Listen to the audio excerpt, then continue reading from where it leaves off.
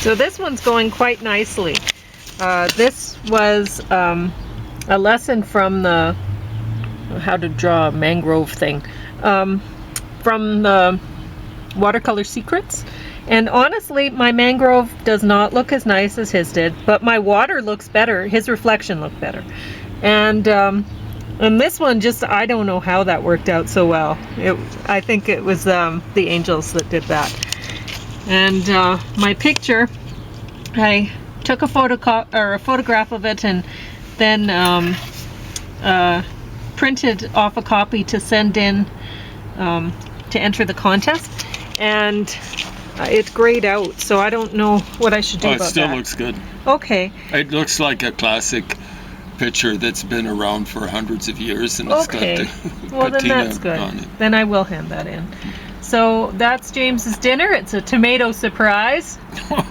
Not like my dad used to make. We used to worry. You know, my mom was always saying to my dad, marry so-and-so when I die before you. It's not if, but when. And she was right.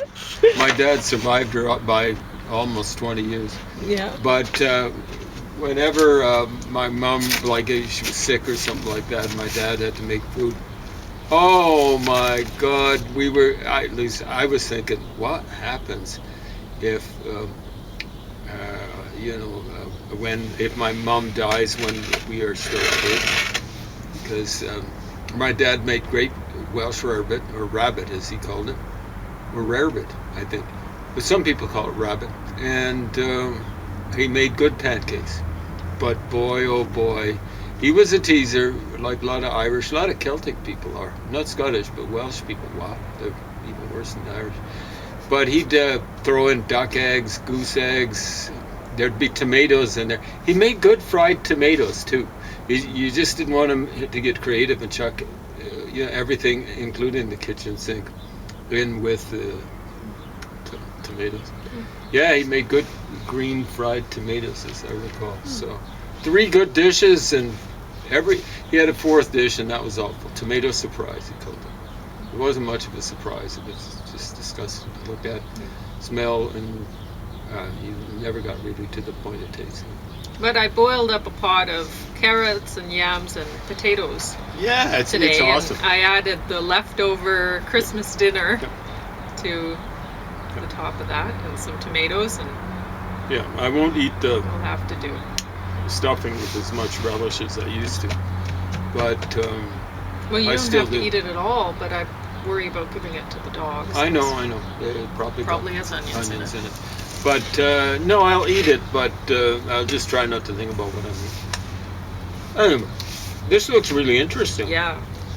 And you put it top of the very small pot. So, of these films, there's the Maltese Falcon, The Big Sleep, The Postman Always Rings Twice, and Dial M for Murder, and that's 1941, 46, 46, and 1955. Oh, the good old days. Yep. I was 1 year old in 1955. So you have 3 movies here that are in black and white. If you don't like black and white movies, well, you might want to put up with it for these, because honestly, they're classics. I had never watched the Maltese Falcon before, and I really enjoyed it. I think it's the best one of the bunch, but I don't know. I mean, I thought there's a lot of violence in the old stuff, you know. Yeah, I think they've been told to tone it down. Yeah. Well, and then, wow. And I mean, really interesting violence. Like, there's one point when he's punching a guy, and the guy is like a little wimpy guy, and he seems kind of effeminate, right? And so he's beating on this guy, and then he says, like, the guy probably said something like "stop" or "don't" or whatever, and he said, "You're gonna take it and you're gonna like it." So that's Humphrey Bogart, right? Yeah. So, now the little guy isn't Peter Lorre, is it? The little guy with the round face. Yeah, you're right. That's who it was. Peter Lorre. He's a sinister little fella. Well, you saw this show then before. Oh. Peter Lorre's just like, he's famous. So. Okay. For me, he's almost as famous as Humphrey Bogart. A great actor, I think. But Yeah, he reminds me of a little commie I used to know in the 80s. Used to hang around with him a bit. I'd hang around with anyone back then. Anyway. Well, yeah. It's worth getting this out of the library and putting it on while you're doing some artwork. Christmas holidays. Or for me, every day. There's the Maltese Falcon. Yeah. I think I've seen part of it once. But, I probably would have watched it all the way through, but I think I was visiting someone, and they were visitors and something. Lauren Bacall used to have looks, but she's one person that I think she smoked her face away faster than anyone in the history of the world. Even there, you can see her face looks a little bit hardened from the smoke. At one point in time, I think she was a model. Anyway, now it's not like this Dalgliesh or whatever Series 2 based on P.D. James's acclaimed novels was bad. It's just that I'm not really into police drama, Is that detective mystery. P.D. James, yeah? Or Peter James? P.D. There we go. Peter James does research in historical, chronological revision, stuff like that. He's actually pretty good. Not the same person. Anyway, yeah, I didn't find the character very interesting. Maybe that's how the character's supposed to be played, but the actor just seemed really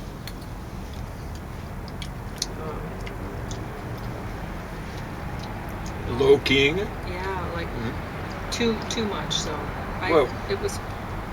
Anyway, truth be told, other most things cops I'm are doing, so boring whatever. as snot, you know. Yeah, but I far I used to prefer work with watching Freebo cards. That's all. A couple of years I worked at the And in police. this picture, you might have noticed that at the bottom I printed off some pictures of Hoplosternum thoracatum. They look as though they got personality, Very especially much the so. guy or If gal you on the have right. a fish tank, you will love to have a hoppy cat. They're the best. Hoppy cat? Yeah. They hop around then, do they?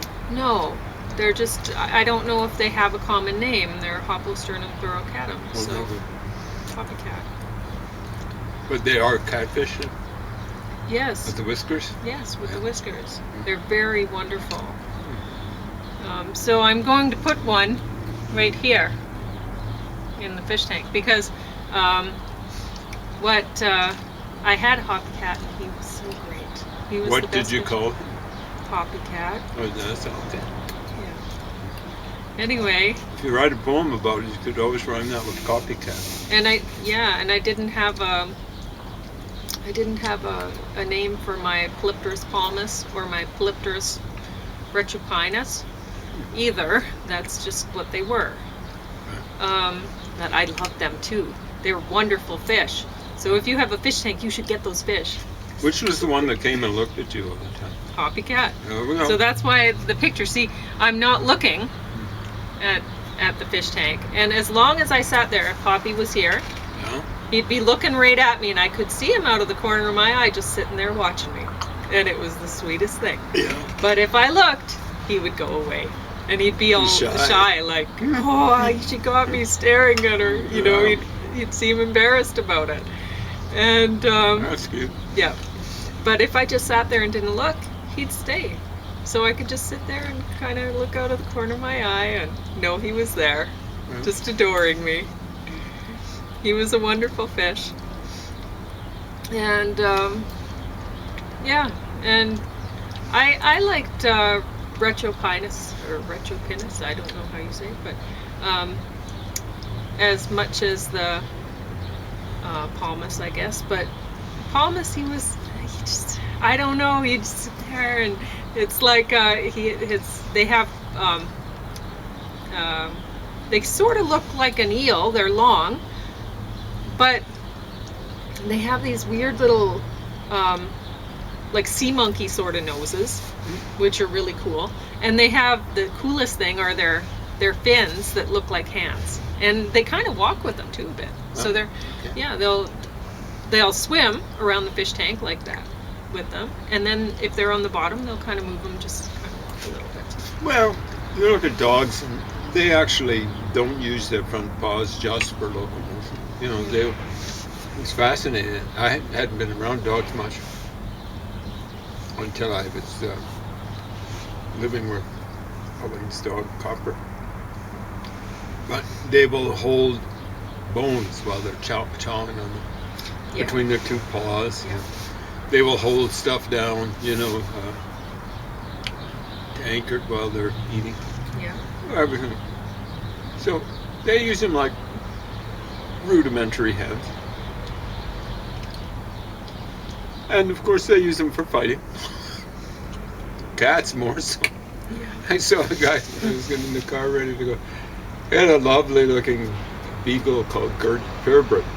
And he was saying she was a little bit jumpy. A dog went by, another dog, and Gertie was yammering and hammering at this other dog. And he was kind of apologizing for it. He said, yesterday, something like she had a close encounter of the worst kind with a cat.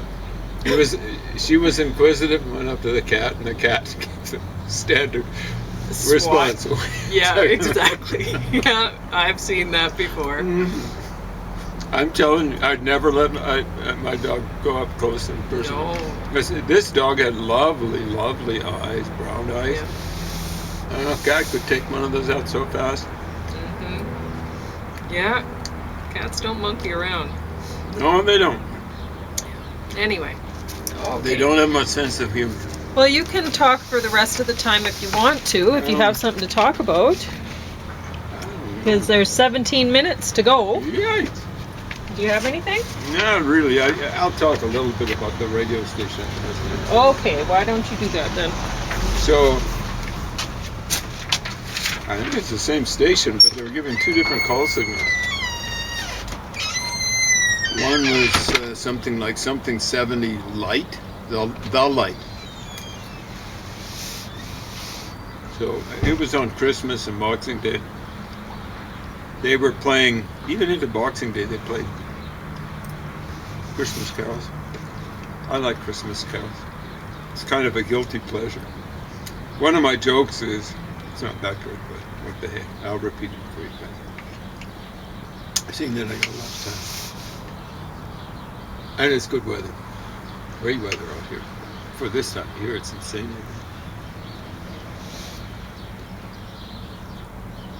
How come depression goes up during the Christmas holidays?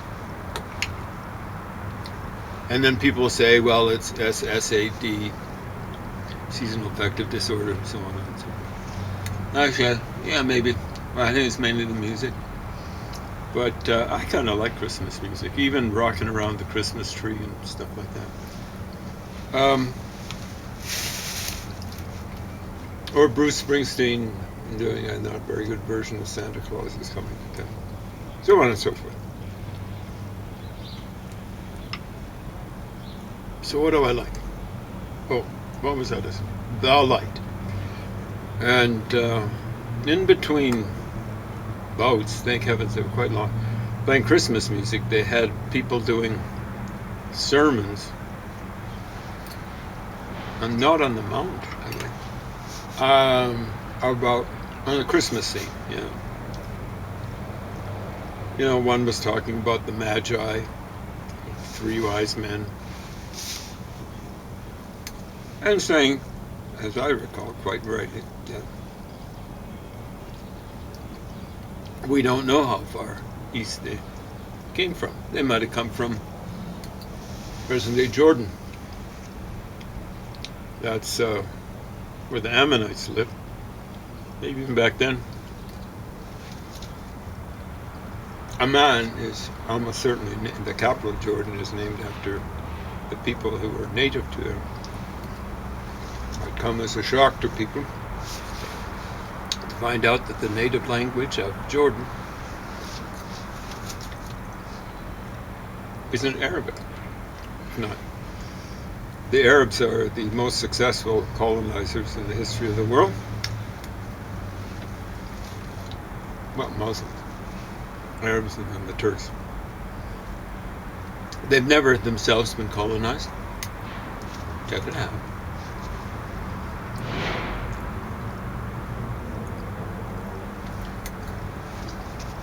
And Turks never colonized. Some of the Turkic people have been colonized. Soviet Central Asia was colonized for a while. They're not native to, even to there. They're native to Siberia. And check it out. I know you don't believe it. Check it out.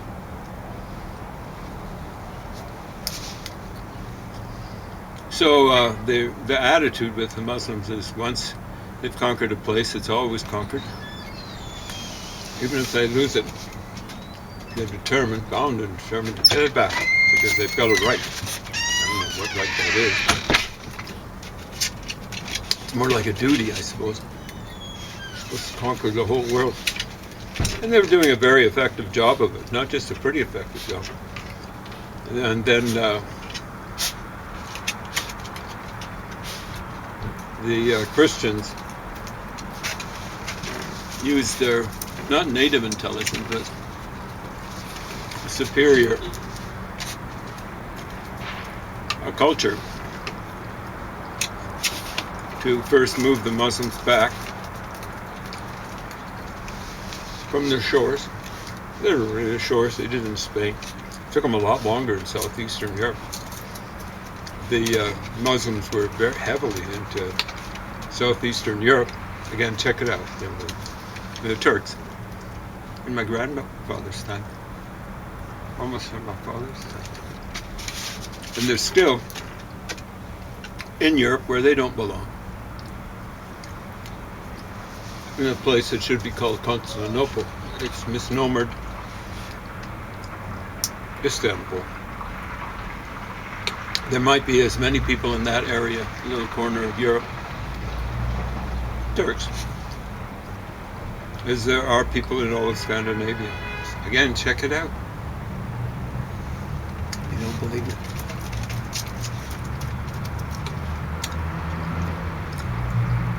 And there are quite a few bozo Europeans who are really enthused about having Turks moved in. The Turks are just going, all right, we were defeated at the gates of Vienna in 1683. Now we're being invited in. And boy, oh boy, is it going to be fun when we get a majority population. Then we're really going to show our Muslim tolerance. Oh yeah, there's going to be a lot of surprised people. A lot of surprised gay people. Hey, I thought you guys were tolerant. Why are you tossing me off the tower along with my lover? Yeah. A lot of women, like, I think she's from Australia, Germaine Greer. Hey, why are you forcing me to wear a hijab? You guys are tolerant. Yeah, okay. They love tolerance when they're getting tolerated. Not very tolerant of other religions or lack of religion. I know one guy, a very educated Muslim, at least in Islam, confiding to me, he's a Sufi, not nearly as tolerant as Sufis are supposed to be. He was okay with Hindus because they at least worshipped a god or gods, but he didn't really care for Buddhists because they didn't believe in any sort of a god. Okay, thank you. That's all you had to talk about? Yeah, basically. Okay.